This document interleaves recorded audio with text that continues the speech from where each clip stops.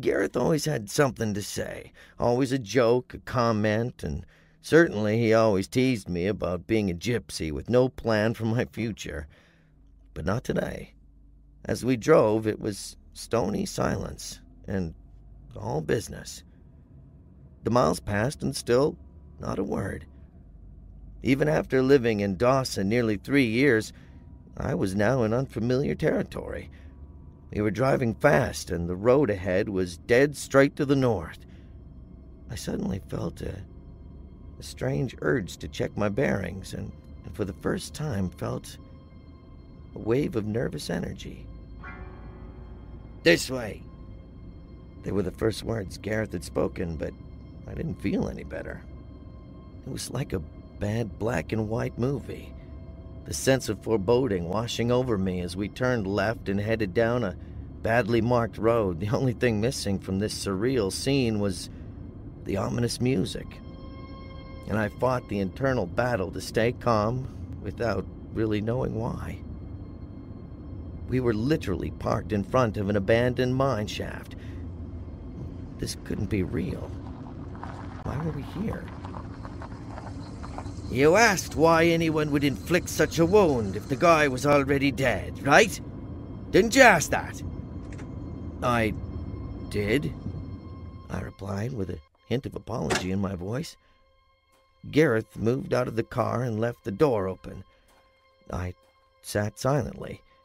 "Because the poison," he called back to me, "did not work fast enough.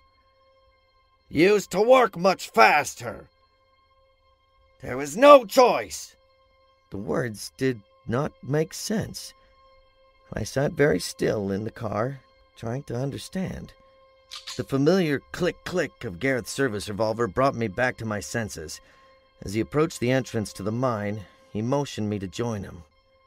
Without thinking, I moved quietly beside my partner, like we'd done so many times before, and reached for my gun. It was right then that I knew without a doubt who had killed the young man. My gun was gone.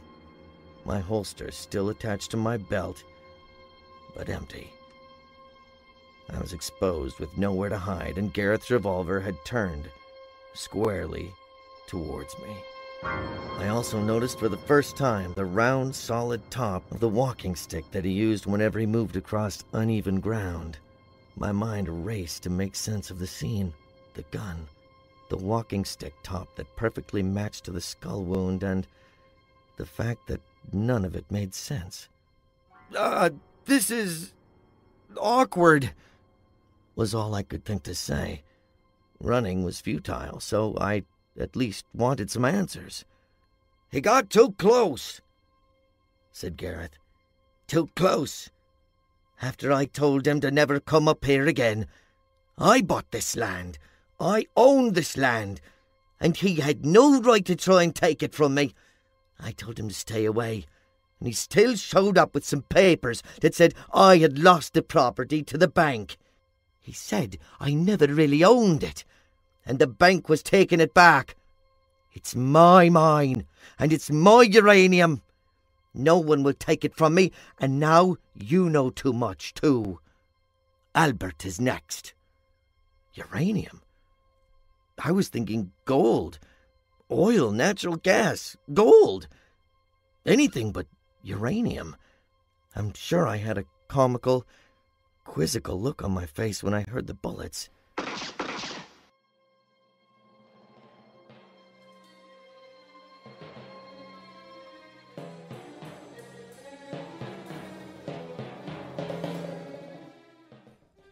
Being shot is much like being punched hard in the stomach. At first, you can't quite believe it. Then you can't quite breathe. And then, well, I expected this to be the end.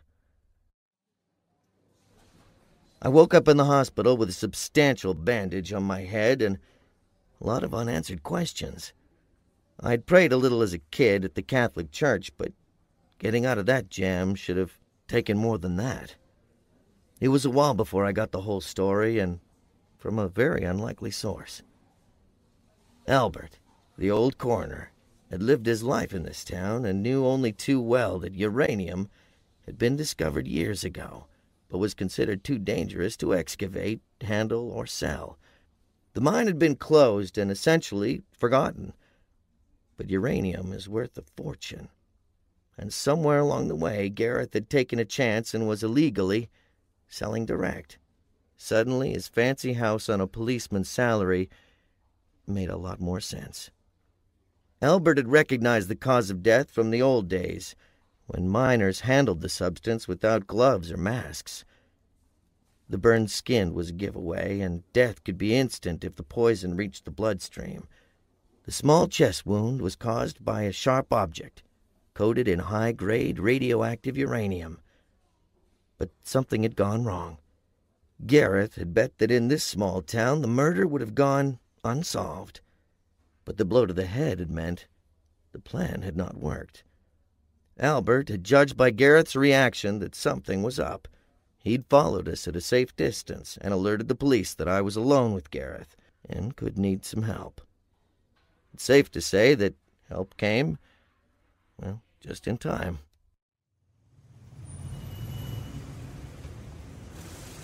I made one last trip back to the big city. Vancouver had always seemed like home, and I left a few things in storage just in case I ever moved back. It was time now to cut the ties and get on with my life, and I closed the big steel door of the storage locker for the last time. It struck me as odd that everywhere I went in Vancouver, I heard people discussing the opportunities in the North. Get a piece of the North. The new gold rush. A place where families can still buy a great house and a perfect place to invest your money.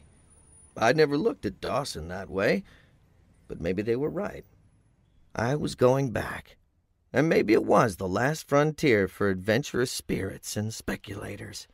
It was odd to think of the man who tried to kill me when I bought my very first home. I caught myself almost smiling and heard him say, "Well done, laddie. It's about time you took my advice and settled down." I guess I got my piece of the North.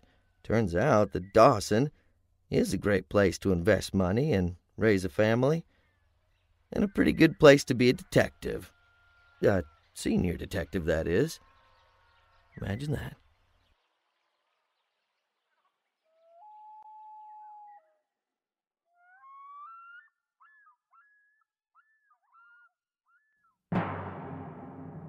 This has been a Pilot House Classic Theater presentation. Please go to Pilot House to download more great stories.